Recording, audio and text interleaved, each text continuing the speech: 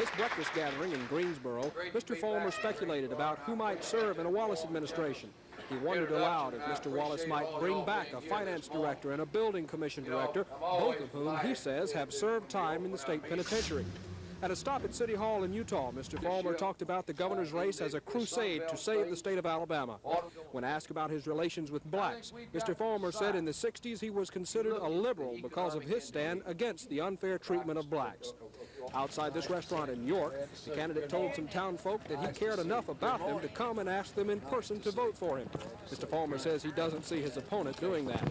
The campaign moved to Livingston University. Mr. Fulmer told a group of students and faculty that higher education is our way out.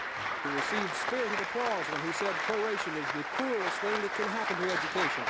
Mr. Fulmer accused the legislature of knowingly passing an education budget that would be in proration when faced with the whip of Alabama Education Association Executive Secretary Paul Hubbard. The rest of today's schedule includes a stop at the Choctaw County Courthouse and a rally at the Demopolis Airport.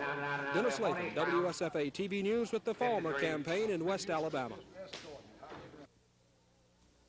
Governor of the state of Alabama and the next governor of the state of Alabama, George C. Taylor.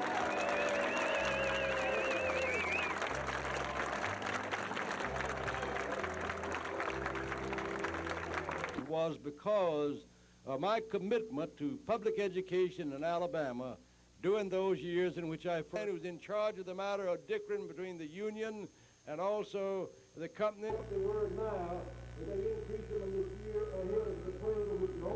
But they're not going to have to lose 2 years of their college time because they can go to a junior college in any section of Alabama and be driven home at night and live at home and do away with that high expense of living away from home.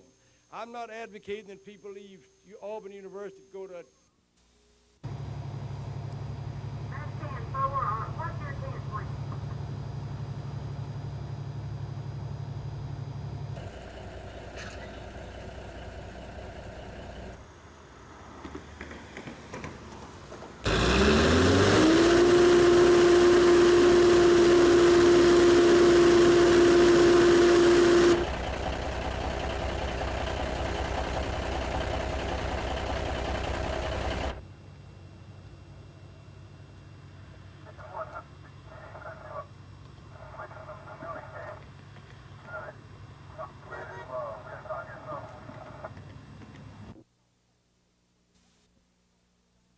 This is homecoming week for the Evergreen High School Aggies. The school spirit appears to be high, even though most of the students know there is a possibility the school may close its doors before the year is out. If not then, no later than the end of January, according to school officials.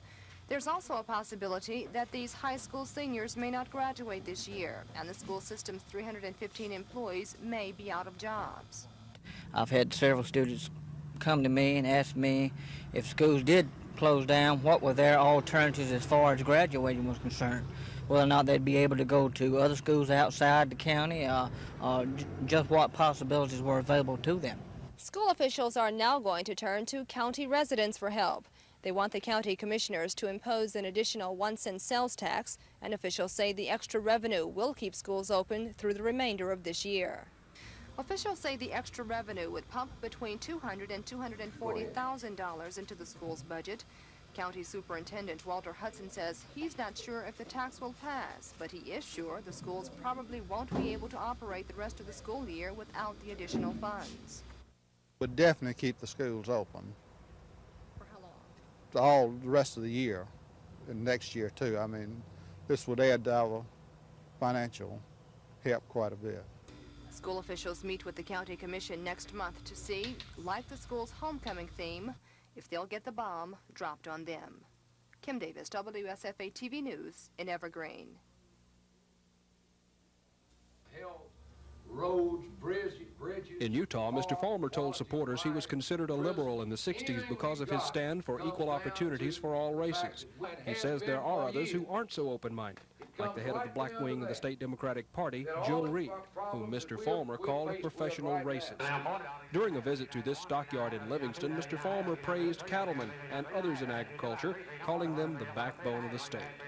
At the Choctaw County Courthouse in Butler, he criticized his opponent George Wallace for what he called building up a mountain of debt that will take Alabamians generations to pay off. Down the road in Gilberton, Mr. Fulmer warned the crowd that now is a season of lies, and some of the people supporting his opponent will try to say that Emory Fulmer is against education.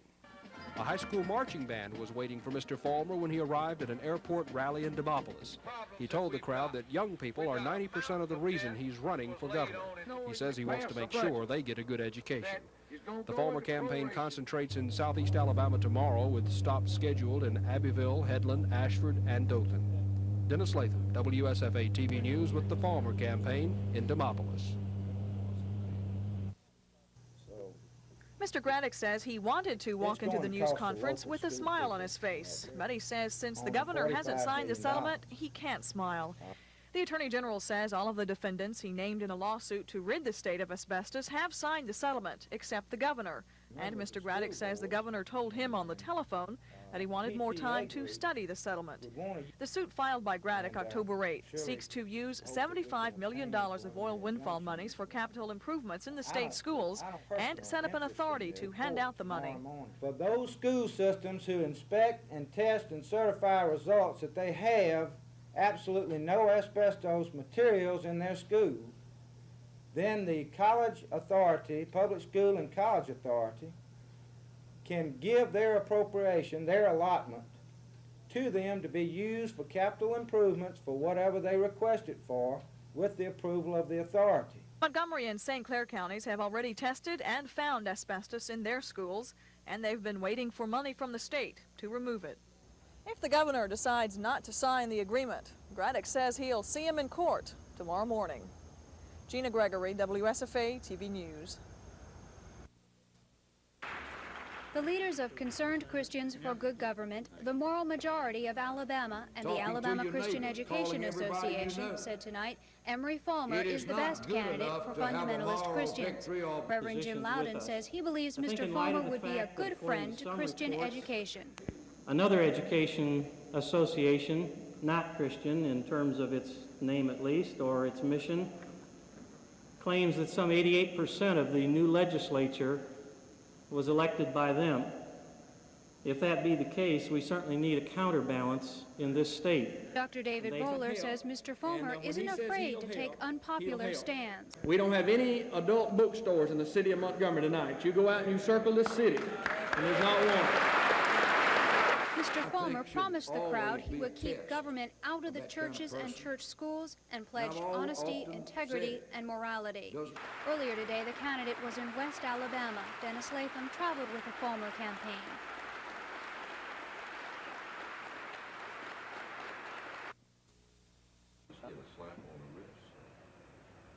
John, what were the circumstances behind you collecting this $100,000 fine?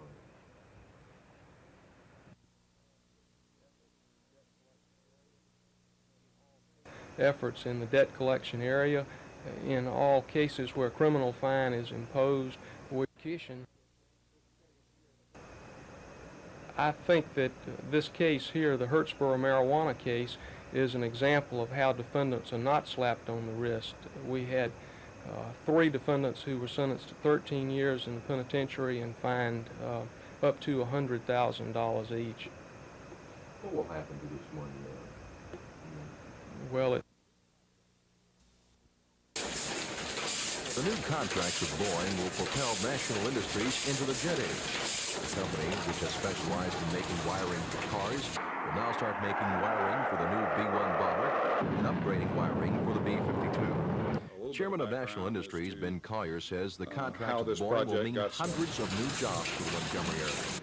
Besides wiring assemblies, Boeing is also buying a circuit analyzer developed by National Industries.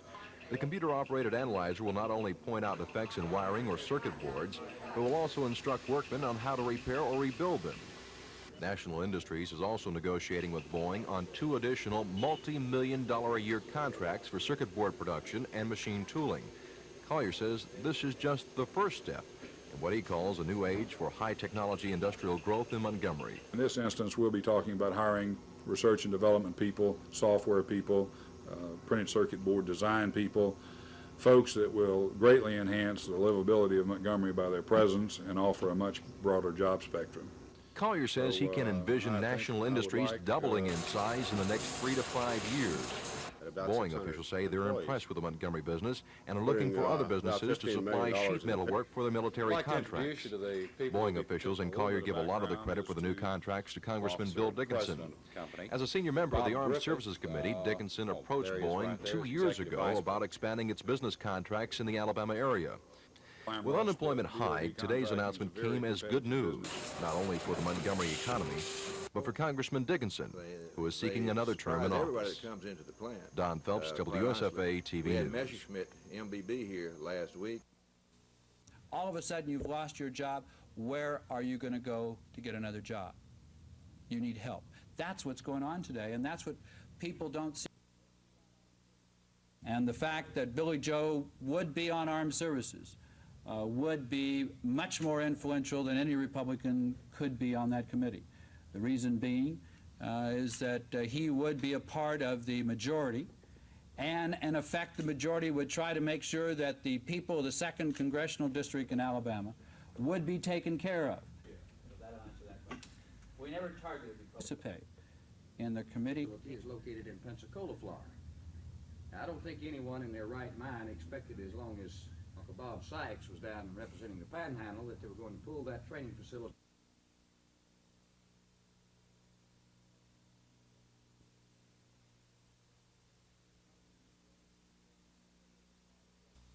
Target in this race because we feel that we have a good chance to pick up another Billy Joe's effort in what is going on out here.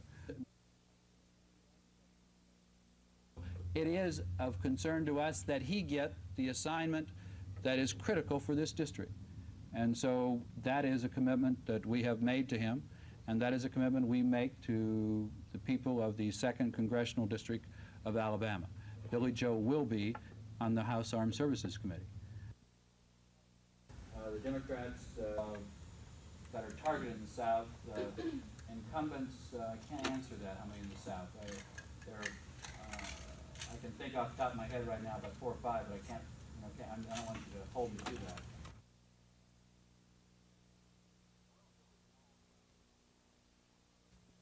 A relatively small crowd of about 2,000 people showed up at the Jefferson County Civic Center for a rally for former Governor George Wallace. Governor Wallace has been campaigning hard in Birmingham. This is one of the counties that he lost during the primaries to George McMillan. He is campaigning hard to try and make this a swing vote county for him during the general election in November.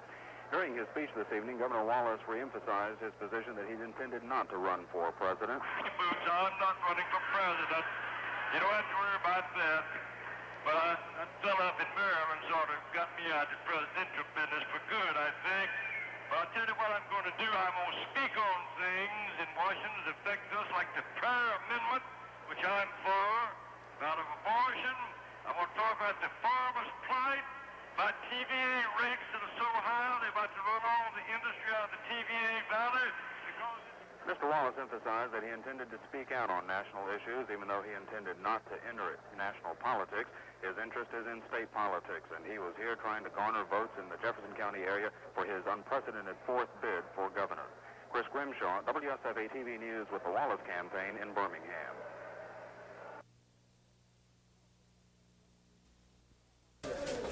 School officials say most of the students know about the possibility of the schools closing before Christmas or by the end of January. That means these high school seniors may not graduate this year, and the school system's 315 workers may be unemployed. Parents have been meeting with County School Superintendent Walter Hudson since they learned the schools may close. Mr. Hudson says he knows they're worried and concerned, and says the parents can help. Superintendent Hudson says the only way to keep the schools open for the rest of the term is with extra revenue from the county. Possible solution we have to this, one we're working on right now, is trying to secure a 1-cent sales tax to offset this deficit that we have. And if we could get this, it would go a long ways, and schools would definitely not be in threat of closing. Officials say the tax would generate between $200,000 and $240,000 for the school's budget, keeping them open through this year and probably next. In the meantime, school principals are doing what they can to keep expenses down. no more air conditioners. At that point, from then on, no more air conditioners were used. All lights cut back in halls, in classrooms that it didn't just have to have those lights. And other things such as instructional money that teachers normally get, that was done away with. There's got to be some hope there. TV News in Evergreen. Is there any hope that the schools may open or stay open? Responsible document. An agreement between the Attorney General and other defendants in the lawsuit filed by Graddick to rid the state schools of asbestos has been signed. But according to Mr. Graddick, the governor is still dragging his feet. And until he signs, no money can be handed out. Mr. Graddick says asbestos is a major problem in the schools, and removing it is considered a capital improvement. Already, Montgomery and St. Clair counties have tested and found asbestos in several schools and have prepared a plan for removal. The $75 million is part of the oil windfall money earmarked for capital improvements in the schools. Mr. Graddick says the settlement he's worked out provides for the schools to get the money for removal of asbestos and for other capital improvements. Gina Gregory, WSFA TV News.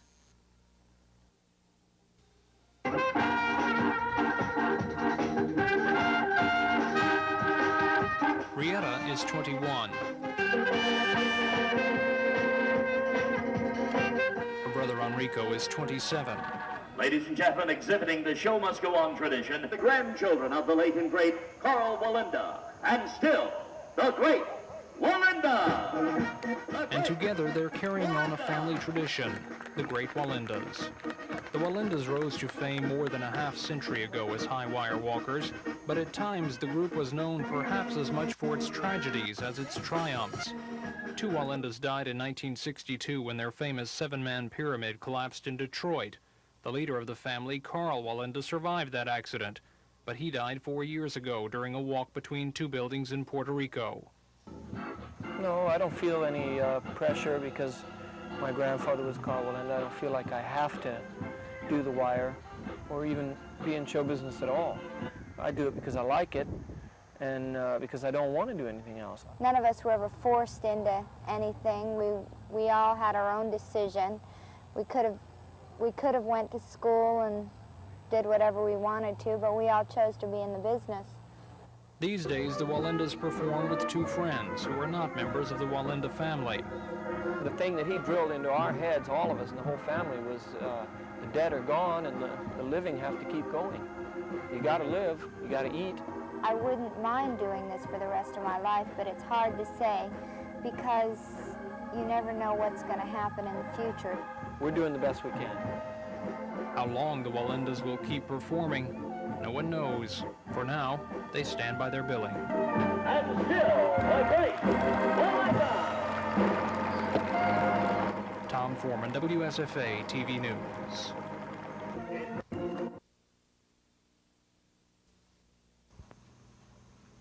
I don't know what in the world we've done without him. He's just done great.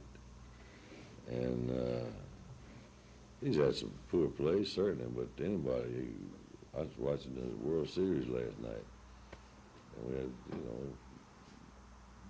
guy had been playing 15 years, so they made him a poor play. But Walter's, I think, a great passer. He's a terrific runner. He's had a lot of class. He's great pride. He wants to win. He's very, very unselfish. That's one of the first things about a quarterback. He's unselfish. And I just think he's just doing great.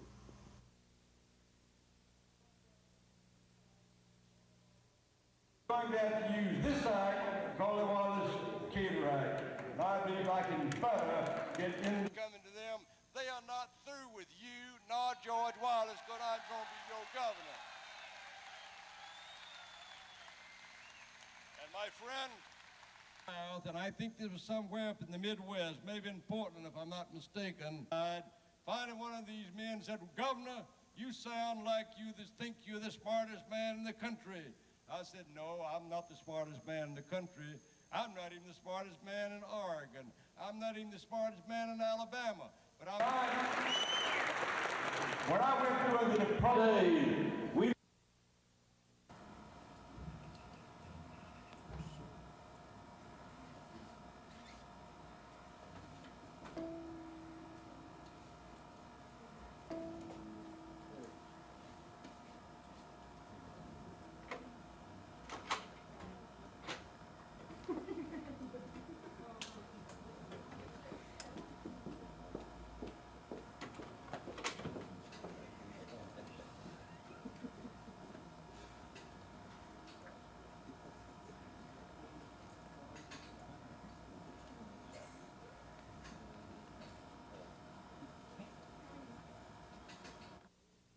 this.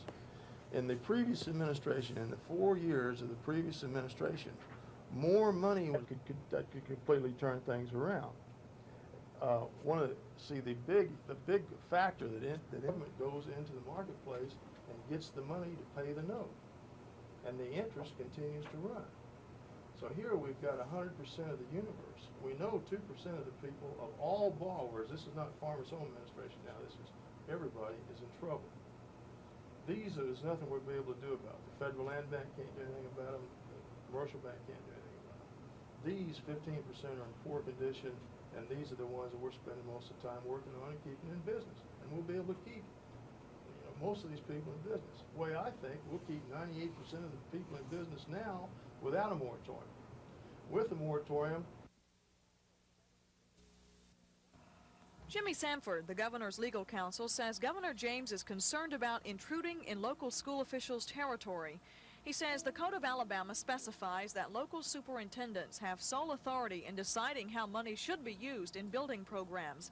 Sanford says the $75 million settlement that he, Mr. Graddick, and school officials drew up would specify how each school should use their capital improvement allotment. And Sanford says the governor's not sure the state should make those specifications, and that's why he hasn't signed the settlement. But Mr. Graddick says this settlement would only help schools, and it wouldn't step on any toes. I think they want the problem resolved. Their problem is funding. They haven't had the money. And even the Montgomery County School Superintendent and Board this morning joined in our position in court. And they are representative of the class of all boards and superintendents throughout Alabama. So we are just trying to get money to them so that they can go ahead and take care of their problems. Oral arguments in the motion to dismiss the lawsuit are set for next Thursday. Gina Gregory, WSFA TV News.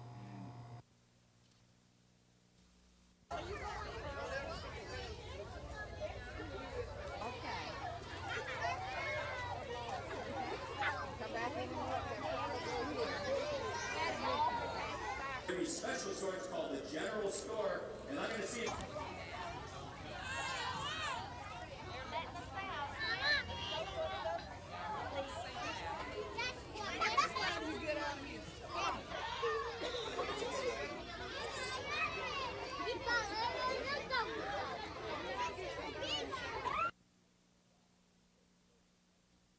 Not doing my job at the Public Service Commission.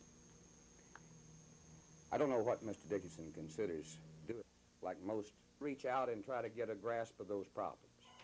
And I believe the good people of the 2nd District deserve the type of representation that will get into Congress and try to bring about the lead.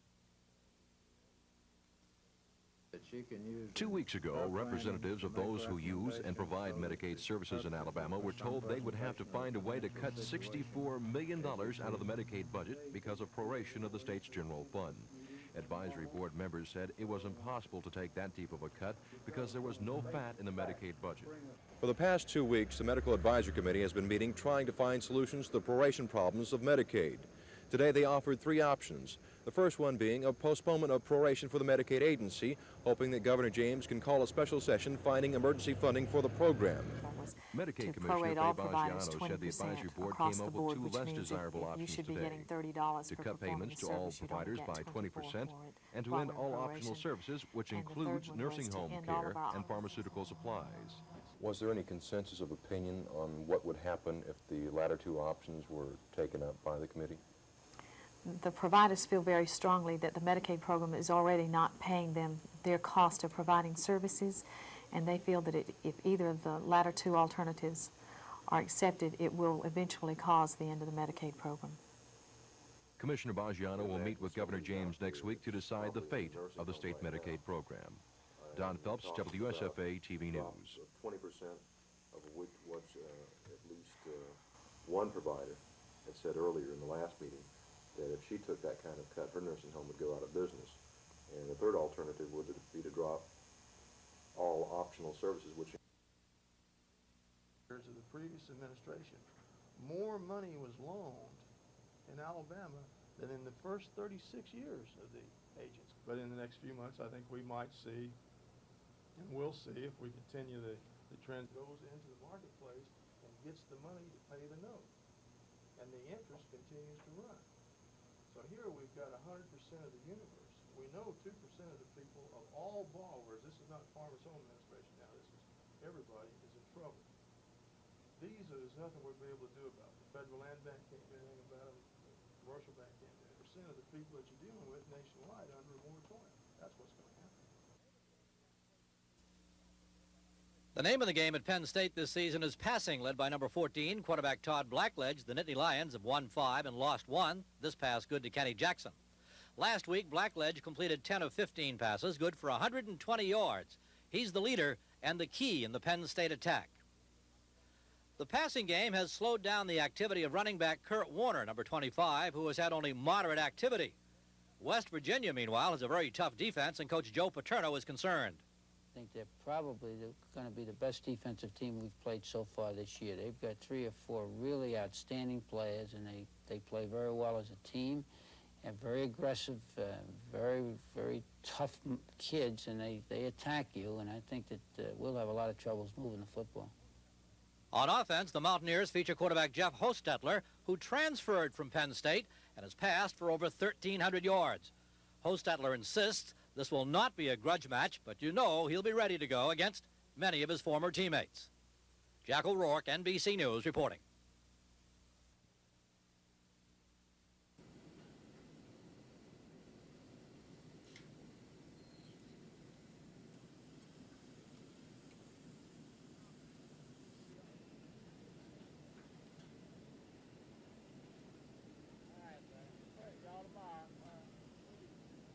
Well, we'll be in a hostile environment in Starkville Saturday, that's for sure.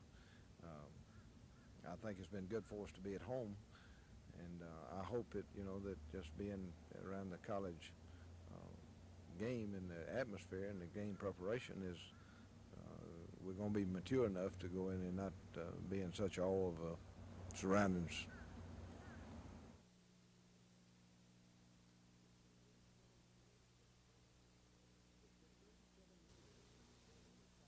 It's been 37 years since Fred Hooper saddled a Kentucky Derby winner. The horse was Hoop Jr., the first thoroughbred Hooper ever owned, and the only one to be trained in Montgomery. There have been many promising colts from the Hooper stables since. Some have gone right to the wire at Louisville, but without the roses.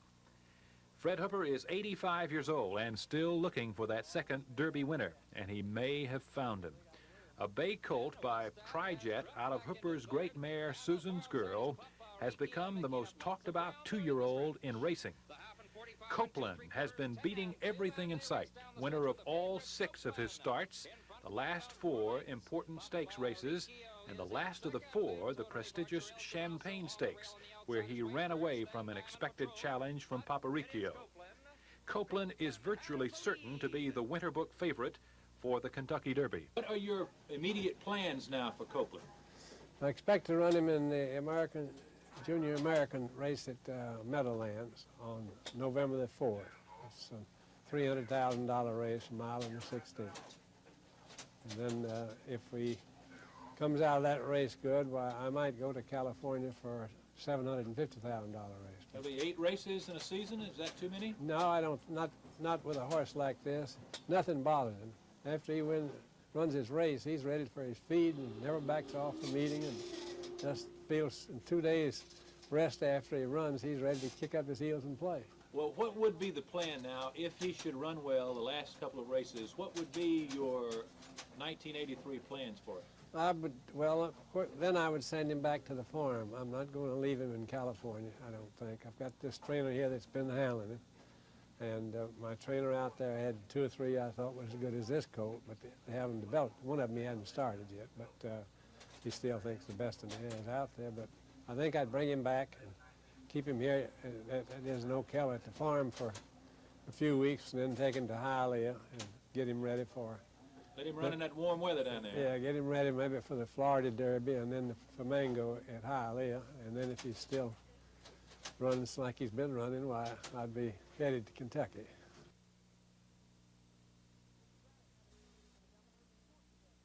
Mr. Graddick met attorneys for the governor in court today. He says he's surprised that he had to take the issue to court. Mr. Graddick and Jimmy Samford, the governor's legal counsel, along with state school officials, drew up a settlement for $75 million to be used in asbestos removal and other capital improvements. All but the governor have signed the settlement. But since the governor has problems with the settlement, it looks like the matter will be decided in court. He should not have any problem with this type of settlement. The lawsuit, the issue involved, obviously the bottom line issue, is getting that asbestos out of the schools. So, first of all, we identify the schools that have it. That's what this settlement would do. Plans would be designed to remove it and replace it, and that's what this lawsuit will do. Mr. Samford says the governor wants more time to study the settlement, but will keep discussion open. Oral arguments are set for next Thursday. Gina Gregory, WSFA TV News.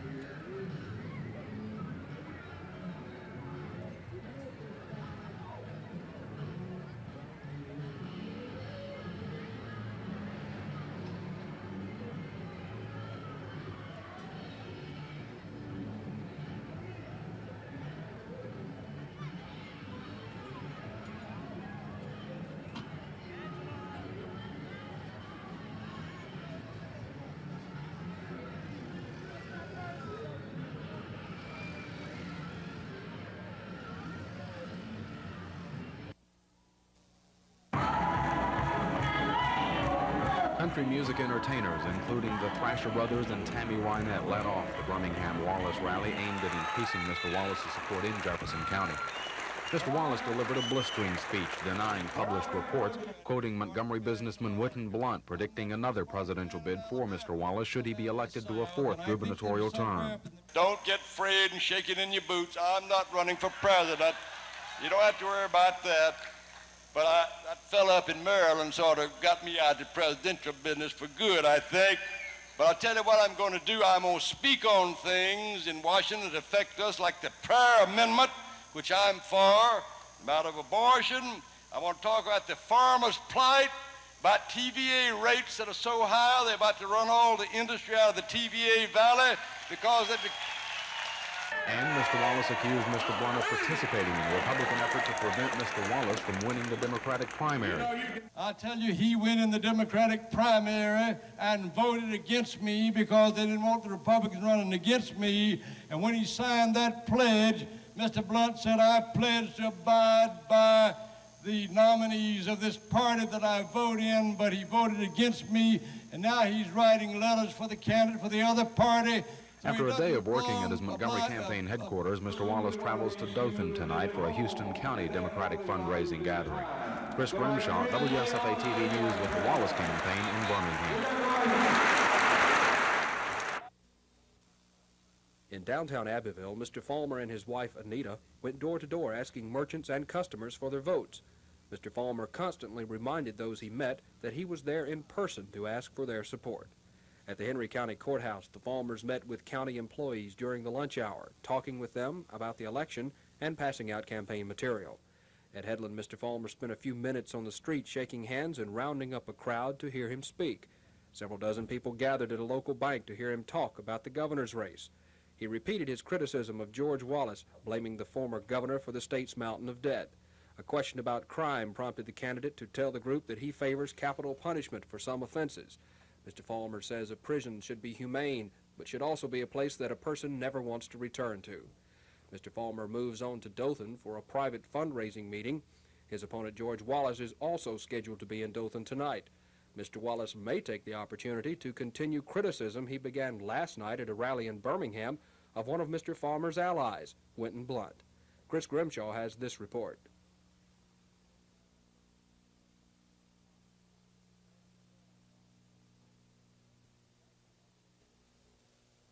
In downtown Abbeville, Mr. Falmer and his wife, Anita, went door to door asking merchants and customers for their votes. Mr. Falmer constantly reminded those he met that he was there in person to ask for their support. At the Henry County Courthouse, the Falmers met with county employees during the lunch hour, talking with them about the election and passing out campaign material. At Headland, Mr. Falmer spent a few minutes on the street shaking hands and rounding up a crowd to hear him speak. Several dozen people gathered at a local bank to hear him talk about the governor's race. He repeated his criticism of George Wallace, blaming the former governor for the state's mountain of debt. A question about crime prompted the candidate to tell the group that he favors capital punishment for some offenses. Mr. Falmer says a prison should be humane, but should also be a place that a person never wants to return to. Dennis Latham, WSFA TV News with the Falmer campaign in Southeast Alabama.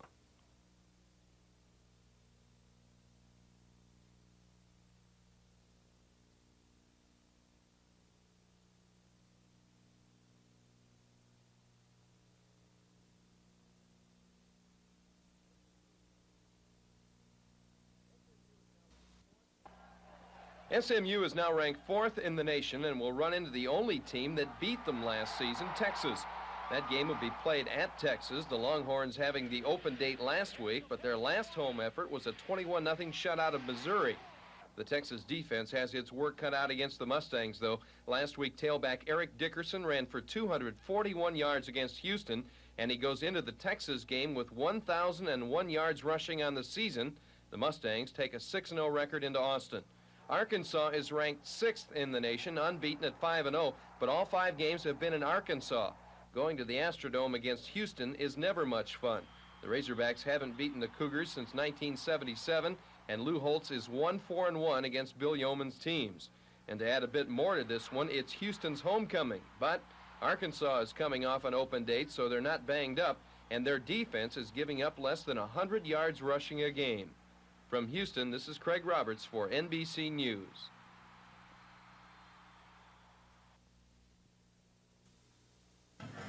Lanier got the break they needed on Dothan's first possession. Second play, the exchange between quarterback and tailback is fumbled. Robert Sharp is there to snag it for the Poets. 3 plays later, Stan Kirkland fires to Arthur Stokes, who makes a diving grab for the touchdown. A 16-yard pass play, and the point after put Lanier up 7-0.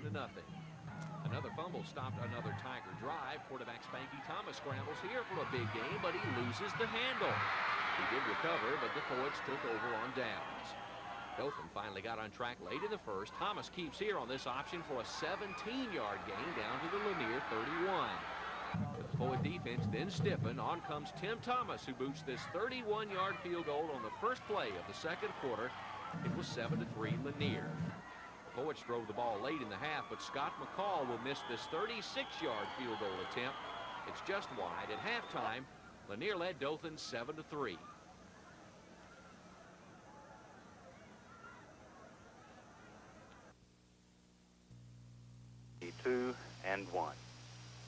Since the inception of his official campaign, Mr. Wallace has quoted polls he says shows him substantially in the lead, but he's never quoted the figures nor mentioned what firm or firms may have conducted the polls.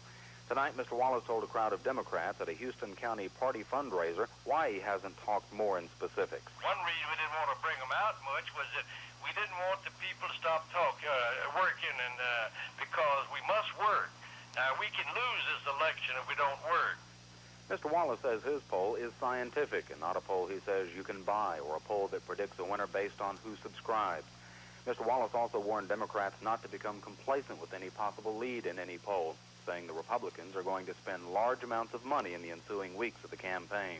Mr. Wallace said blood is thicker than water, but money is thicker than blood sometimes. Democratic Party Chairman Jimmy Knight reemphasized another 1982 Democratic theme, the Democratic family, an effort sparked by former Democratic gubernatorial candidate Joe McCorkdale's endorsement of Republican nominee Emory Farmer. Tomorrow morning, Mr. Wallace will participate in the 1982 National Peanut Festival Parade in Dothan before attending a Wallace rally in New Brockton. Meanwhile, Wallace's Republican opponent, Emory Farmer, was also campaigning in the Southeast. Dennis Latham has more.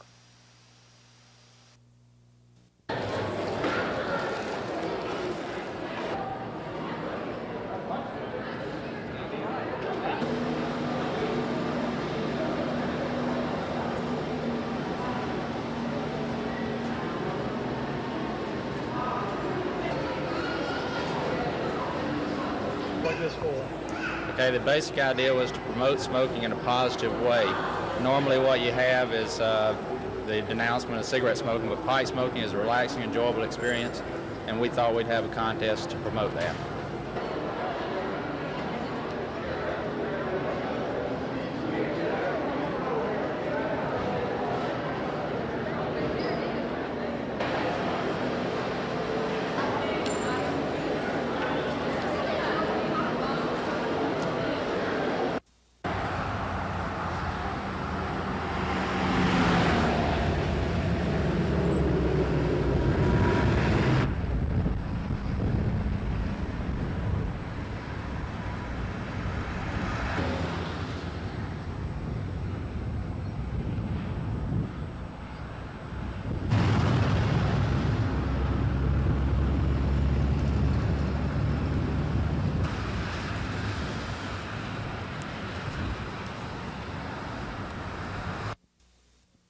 In 1912, a small group of Spanish-speaking Turkish Jews immigrated to the United States. They started the Yatsahayim Sephardic Jewish congregation.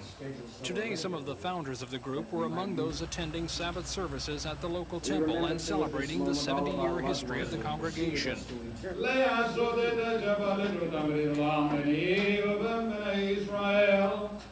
But at least one person in the crowd was looking as much at the present as the past. Neither by the general community nor by the Jewish community, because everybody here understands that Israel did not go into Lebanon in order to fight a war against the Lebanese, but simply in order to rout the PLO. The PLO is a bunch of terrorists which made the life of the Israelis in the northern part of Israel practically impossible. And because of that... Mr. Trigor says interest about Israel has risen since the invasion of Lebanon, and he says public support in the U.S. for Israel is strong. Israel had not only the right, but also the duty to protect its citizens. But Israel has done something which is good for the United States and for the world.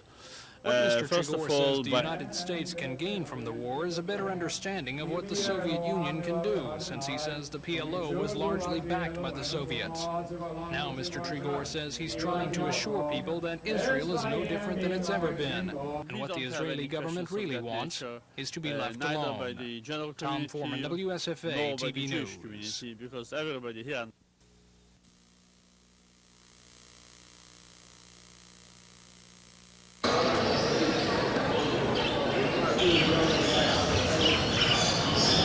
And of course, aviculture means birds. And whether you're a young child or a retired person or handicapped or have a big income or a small income, you can enjoy birds. And so this is the purpose of this show, is trying to promote aviculture as a hobby. During virtually every speech and appearance Mr. Wallace has made in the last few weeks, he has alluded to his lead in a poll. Last night he made the same comment to a group of Houston County Democrats. He told them his poll shows him in the lead with all but one demographic group. All except the ultra-wealthy white. We're running behind among that group. And there are not all that many of those in Alabama.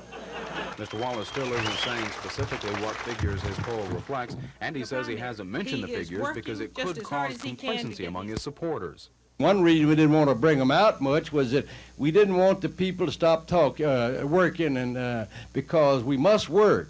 Now, we can lose this election if we don't work. Melvin Stanton knows, and we tell him we're going to have scientific polling. Much of Mr. Wallace's campaigning has been local Democratic Party rallies like this one in Dothan. Each of us has the need to solidify the Democratic vote against what the Democrats consider stiff Republican opposition. Good to see you. How are you? How are you? And I wish you good luck.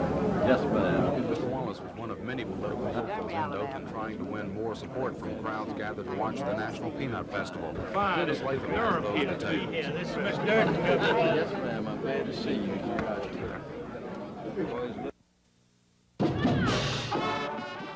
The annual National Peanut Festival Parade in Dothan contained all the traditional elements: marching bands, floats, military marching units, Shriners on go-karts, beauty queens, a cement mixer dumping peanuts, creating near pandemonium in the streets, and perhaps this year more than its share of politicians. Democratic nominee George Wallace drew constant attention from the crowds that lined Main Street in Dothan. He waved, smiled, and thanked the crowd for its admiration. Even though his car was moving at a fast pace, he managed to sign a few autographs and shake some hands. Mr. Wallace also drew the interest of television crews from England and Germany. Republican Emery Falmer also seemed popular with the crowd. He and his wife, Anita, made their appearance in a pair of convertibles. At one point, during a pause in the parade, Mr. Falmer decided to visit with some supporters at the side of the street. U.S. Senator Howell Heflin, in town for a Democratic function Friday night, rode in the parade and later watched the rest of the festivities from the reviewing stand. Democrat Billy Joe Kemp, who's running for Congress, walked next to his car. His Republican opposition Bill Dickinson also took the opportunity of the parade to promote his candidacy. Both Mr. Wallace and Mr. Falmer are expected to keep up the busy campaign schedule through next week, the last full week before the November 2nd general election. Dennis Latham, WSFA TV News at the National Peanut Festival Parade in Dothan. The future of the Perry Hill Health Facility and its patients is uncertain.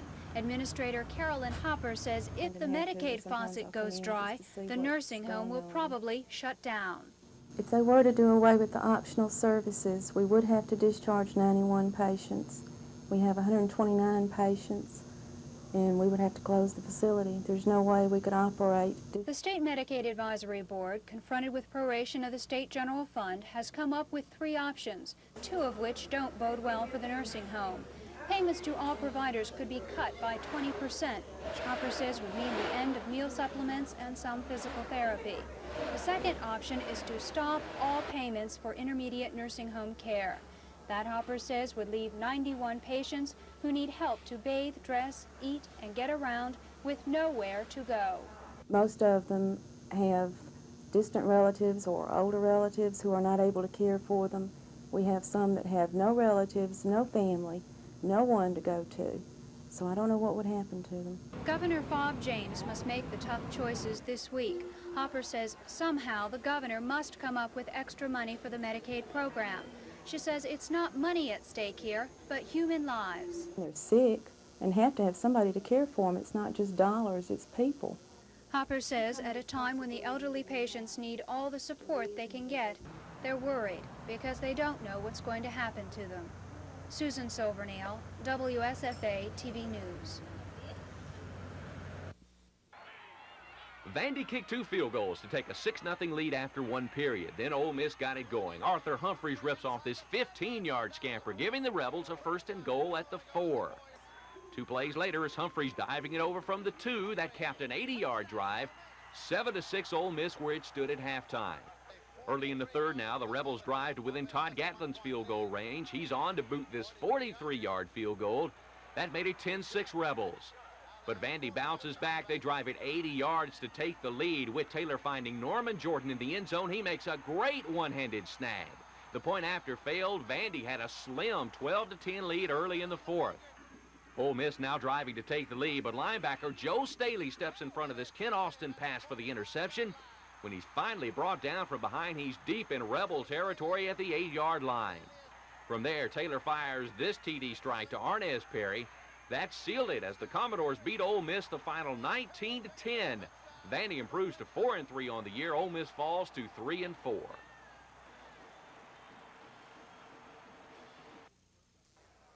Auburn scored first on Randy Campbell's perfect strike to Chris Woods. The 51-yard play capped a 66-yard drive, 7-0 Auburn, midway of the first quarter. Mississippi State is known as a big play offense, and this was a bona fide big play. John Bond on the keeper, and he just outran the Auburn secondary 87 yards. State tied the score, 7-7. A Mississippi State fumble at the 22-yard line set up this play. 4th and 2. Auburn appeared to be kicking a field goal, but they ran off that formation for the first down at the 11-yard line. Freshman Tim Jesse then made the best run of his short college career, putting Auburn up 14-7, an 11-yard touchdown scamper. Tim Parrington, subbing momentarily for a shaken-up John Bond, turned the ball back to Auburn on this interception by Mark Dorminey. It was one of 7 costly turnovers for Mississippi State. Just before the half, aided by a strong wind, Dana Moore kicked State to within 4 points of Auburn, 14-10 halftime. In the third quarter, big play John Bond again. The quick hitter to Glenn Young. He's open, 61 yards for the touchdown. Mississippi State, looking for its first win in 5 games, held a 17-14 lead. Auburn came back on the ensuing kickoff, but had to punt. That's when a State player touched this ball, and Greg Tutt slipped out of the pileup with the ball to keep the Auburn drive alive. It took 12 more plays for Auburn to score the go-ahead touchdown, and they did it with Vincent Bo Jackson, who only entered the game when Auburn fell behind. Jackson had not practiced in 9 days, but it didn't seem to show.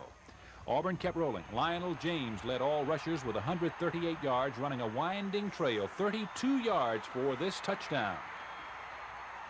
The Auburn defense turned the ball back for the 6th time on the tipped pass pulled in by Quincy Williams, who also recovered a fumble.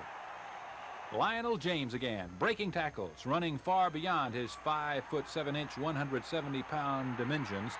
Randy Campbell scored on the next play.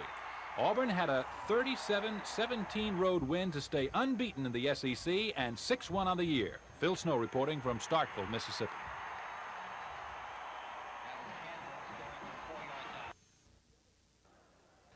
A 17-play, 84-yard drive on Alabama's first possession gave the homecoming crowd something to cheer about. Walter Lewis got 24 and a big first down here off the scramble. Touchdown Craig Turner capped it by diving over from the 1. Early in the first quarter, it's 7-0 Alabama. Next possession now, first play of the second quarter. Halfback Paul Carruth goes up the middle. He'll gain 21. A nice run down to the Bearcat 11. But the drive stalls. On comes Peter Kim for a 23-yard field goal attempt, but it's blocked. Freddie Logan picks it up out of the end zone. He'll return it out to the Alabama 28. From there, Cincinnati drives at the length of the field before stalling at the 8. Jim Fogler is on to boot this 24-yard field goal, and at halftime, Alabama leads it 7-3. First possession of the second half now. Walter Lewis, who had 156 yards rushing on the day, keeps on this option. He turns upfield and dashes 42 yards into Bearcat territory at the 38. From there, the Tide takes it in. Designated scorer Turner again taking it over from the 1. 7:38 left in the third. It's 14-3 Alabama. The Tide scored once more midway through the fourth. Lenny Patrick taking the pitch from Perry Cuda. He makes a great move, and it's off to the races, 45 yards for the touchdown. Alabama improves their record to 6-1 on the year. They beat Cincinnati 21-3.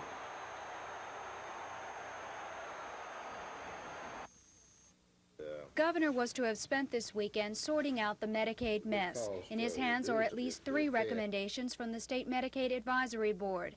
When Governor James prorated the general fund by 15%, the Advisory Board was forced to do some soul-searching. The Medicaid program stands to lose close to $18 million in state dollars and roughly $46 million in matching federal funds. Commissioner Baggiano says it's too big a bite to swallow without cutting a lot of services and endangering the life of the program. Baggiano says one of the governor's options to cut all payments by 20% will surely lead some doctors, nursing homes, and hospitals to drop out of the program. It is possible that if enough providers dropped out of the program, there would not be access to medical care for the people in the state, and the federal government would withdraw all of its financial participation in the program, which again would end the Medicaid program. Baggiano says Alabama's Medicaid system has the second lowest administrative cost in the country. The program is operating 32 staff members short. The 1983 budget request is about the same as it was in 1980. For this and other reasons, State Finance Director Joe Broadwater has said the governor wanted to exclude the Medicaid program from proration, but was told it couldn't be done. Still, the advisory board's strongest recommendation to Governor James is to call a special session of the legislature so the lawmakers can find a way around proration of Medicaid. Susan Silvernail, WSFA TV News. Some of the money will go to the church. Some will be used to finish paying for the house. I just could not believe it. It just didn't sound, you know, like it was just like a dream or something. I couldn't believe it. And Johnny Lewis still can't believe that she's $118,500 richer. Last week, she won a Reader's Digest sweepstakes, and at first, she thought the letter telling her she'd won was a mistake. When I first got the letter last Monday, okay, I read it. I couldn't believe it. I called my husband, Melvin. He came home and he read it, and he said, well, it looks real to me. But I said, no, it just can't be. But in the meantime, I had called the office in New York, called Reader's Digest office. But now that she's finally convinced that it's not a joke, she's trying to make some plans. First, she'll have to pay the Internal Revenue Service probably about $30,000, but then... After that, we'll probably, I guess, we'll pay some bills. We'll pay the bills off, that's for sure. Mrs. Lewis and her husband are also planning a trip to Las Vegas, but despite their recent luck, they won't be going to gamble. Tom Foreman, WSFA TV News, reporting from Tuskegee. Bama State blew a tight game wide open with 35 second quarter points. Leading 7-0, quarterback Eddie Scheib begins the onslaught, sneaking it in there from the 14-0 ASU. A lane fumble gave the Hornets their next scoring opportunity, and Bruce Porterfield capitalizes on this 10-yard run for the touchdown. It's 21-0 Bama State. The only points of the night for Lane came here when Donald Gerald off the option play rambles 23 yards for the touchdown. He dives it over to cut the Hornet margin to 21-7. But that was short-lived. Bama State comes right back. Shy connects here with Carl Poe on a 4-yard scoring play. That made it 27-7. Bama State then scored twice in the final minute of the half to ice the game. A combination of Shy to Poe strikes again, this time for a 61-yard bomb. ASU in control now 35-7. Then after a lane fumble, the Hornets on the final play of the half score again. Shy to Walter Shelley from 10 yards out. 42-7 at halftime. The Hornets roll 61-7 over Lane College to go 2-4 on the year. They travel to Birmingham next week for the Magic City Classic with Alabama A&M.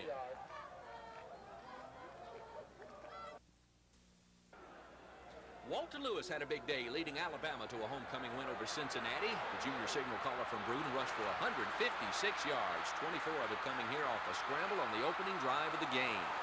When Craig Turner blasted it over from the 1, Bama led it 7-0. After the Bearcats booted a field goal, the Tide drove it 80 yards in 10 plays for another tally. Lewis again gets the big gainer, running wide for this 42-yard scamper to the Cincinnati 38. Designated leaper Turner does his thing again from a yard out. 14-3 Alabama after 3. Lenny Patrick then puts it away for the Tide. He darts past 2 Bearcat defenders and races 45 yards for the final score of the day. 21-3 Alabama beats Cincinnati. The Crimson Tide puts their 6-1 mark on the line in Jackson next week against Mississippi State. In Starkville, Auburn scored 21 fourth-quarter points to spoil Mississippi State's homecoming. The Tigers were trailing 17-14 when this punt ricochets off a state player in Bulldog territory. Greg Tutt recovers, setting up the go-ahead score. Bo Jackson just in late in the third, races around left end for this 3-yard touchdown on the first play of the fourth quarter, and Auburn had the lead 21-17. The Tigers then drove 79 yards to put it away. Little Lionel James darting up the middle, breaks several tackles, then races 32 yards to the Bulldog end zone. That put the Tigers up 28-17. After an interception, one of 7 turnovers for State on the day, Randy Campbell caps the scoring with a 4-yard run. Auburn beats State 35-17 to go 6-1 on the year and remain unbeaten in the SEC after 3 games. Next week, it's on to Gainesville to meet Florida. More on the Mississippi State game on the Auburn Football Review, which immediately follows the 10 o'clock report.